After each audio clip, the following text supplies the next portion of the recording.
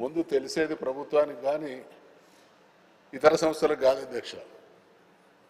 Paper వాళ్ళు పరిశ్రమలు తరలిపోతున్నాయనేటువంటి విషయాన్ని చాలా సందర్భాల్లో పత్రికల్లో చదవడం, మొన్న జరిగినటువంటి గవర్నర్ గారి స్పీచ్కు ధన్యవాదాలు తెలిసేటువంటి సందర్భంగా నేను తరలిపోయినటువంటి కొన్ని పరిశ్రమల ప్రస్తావన కూడా తీసుకురావడం జరిగింది అధ్యక్ష.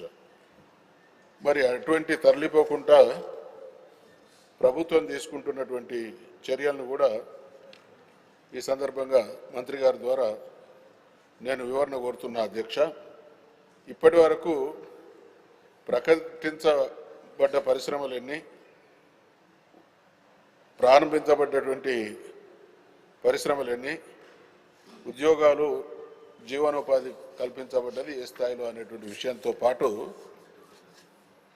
వరంగల్ విషయానికి వస్తే అధ్యక్ష, వస్త్రనగరి తమరు ఇది క్వశ్చన్ స్ట్రైట్గా అడగాలి, ఆన్సర్ కూడా స్ట్రైట్గానే ఉంటుంది. కానీ ఒక సెకండ్ మనవి చేస్తా అధ్యక్ష. ఈ వరంగల్ అంటే బాధ కలిగేటువంటి విషయం ఏంటంటే 1970కి ముందు నేను స్టూడెంట్గా ఉండి ఆ ఆజంజాహి మిల్లును చూసినప్పుడు మా ప్రాంతంలో, తెలంగాణ ప్రాంతంలో, అది నల్గొండ కానీ, కరీంనగర్ కానీ, వరంగల్ కానీ, ఆదిలాబాద్ కానీ, నిజామాబాద్ కానీ పత్తి అనేది పండించేటువంటి రోజులు కావు అధ్యక్ష. ఈరోజు తెలంగాణలో, ఉత్తర తెలంగాణలో ప్రధానమైనటువంటి పంటలలో పత్తి ఒకటి అధ్యక్ష.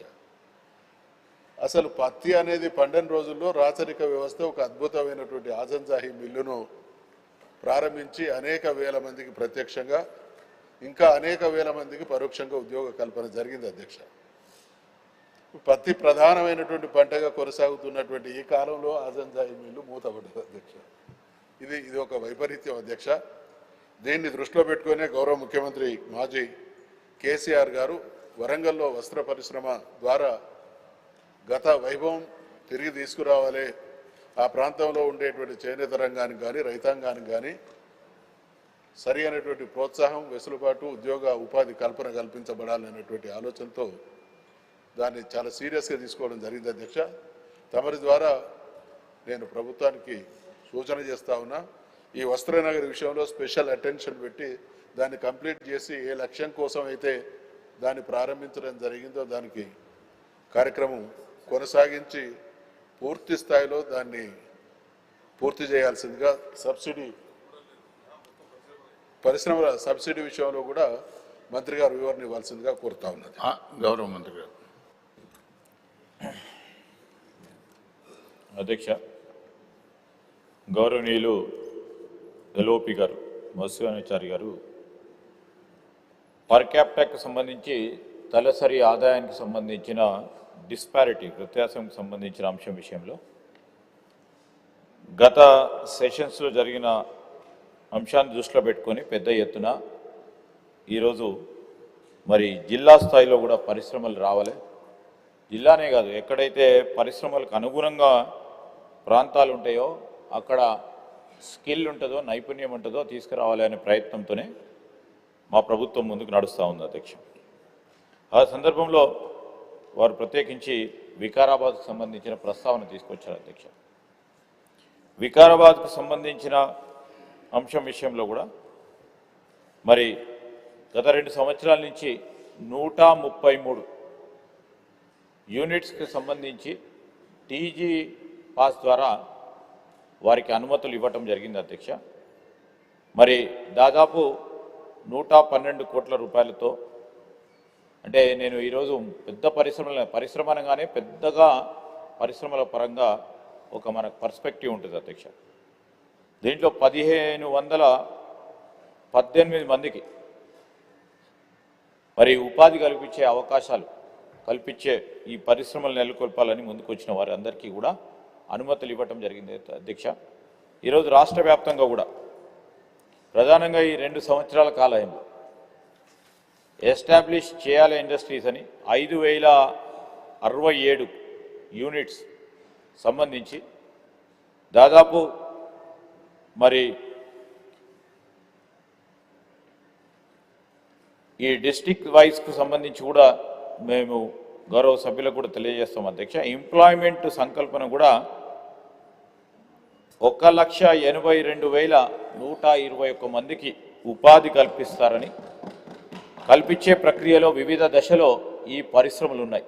దీంట్లో సూక్ష్మ, చిన్న, మధ్యతర, పెద్ద పరిశ్రమలకు సంబంధించిన అనుమతులు ఇవ్వటం జరిగింది అధ్యక్ష. వారికి సంబంధించి ఈ ప్రాంతాల్లో ఇండస్ట్రియల్ ఇన్ఫ్రాస్ట్రక్చర్ కార్పొరేషన్ ద్వారా మరి ప్రత్యేకంగా వారికి భూములు కేటాయింపుతో పాటు కావాల్సిన ఇతర అనుమతులను ఇవ్వటం, వారు ఫైనాన్షియల్ క్లోజర్ చేసుకొని పరిశ్రమలను మొదలుపెట్టడం, మరి పూర్తి స్థాయిలో పరిశ్రమలు ఏర్పాటు చేసుకొని ఈ విధమైన ఎంప్లాయ్మెంట్ కల్పించాలనే ఆలోచనతోని ముందుకెళ్తా ఉన్నాం అధ్యక్ష. మీరు అడిగింది అధ్యక్ష, పరిశ్రమలు తరలిపోతా ఉన్నాయి. మూతపడిన పరిశ్రమలకు సంబంధించిన క్వశ్చన్ లేకుండే మరి మన రాష్ట్రం నుంచి తరలిపోతున్న ఇండస్ట్రీస్ గురించి గౌరవనీయులు మత్స్యనాచారి గారు పెద్దలు మరి గవర్నర్ గారి ప్రసంగం సందర్భంలో కూడా 2-3 అంశాలు దృష్టికి తీసుకొచ్చారు అధ్యక్ష. ఈరోజు మాకు అధికారికంగా ఈ పరిశ్రమలు ఇక్కడి నుంచి తరలింపబడ్డాయని ఎక్కడ కూడా అధికారికంగా లేదు అధ్యక్ష. పత్రికలు కొన్ని రాశాయి, కొన్ని సందర్భాల్లో మరి ఐటీ రంగానికి సంబంధించిన అంశమే, సెమీకండక్టర్స్ రంగానికి సంబంధించిన అంశం విషయంలో మేము కూడా చాలా సీరియస్గా ఈరోజు దేశానికి సంబంధించి అనుమతులు ఇచ్చే సందర్భంలో కొన్ని రాష్ట్రాలకి ఒక ప్రత్యేకమైన ప్రేమను చూపెడతా ఉన్న కేంద్ర ప్రభుత్వం తీసుకున్న కొన్ని నిర్ణయాల వల్ల ఆనాడు మరి గత ప్రభుత్వం ఉన్నప్పుడు కూడా 1-2 వారు కేంద్ర ప్రభుత్వం ఇచ్చే సబ్సిడీలకు అనుసారంగా ఇతర రాష్ట్రాలకు వారు వెళ్ళిపోవటం జరిగింది అధ్యక్ష. ఈ మారు కూడా ఆ విధంగా ఈరోజు సెమీకండక్టర్స్ సంబంధించి ఆ ఫ్యాక్టరీకి సంబంధించిన అంశం వచ్చినప్పుడు మన పైన ఏ విధంగానైతే శ్రద్ధ చూపెడతలేరే, ఇక్కడ నైపుణ్యం ఉన్నా, ఇక్కడ ఇండస్ట్రియల్ ఈకోసిస్టమ్ పూర్తి స్థాయిలో ఉన్నా కానీ చూపెట్టకపోవడంతో ఆ విధమైన అభిప్రాయం ఏర్పడ్డది అధ్యక్ష.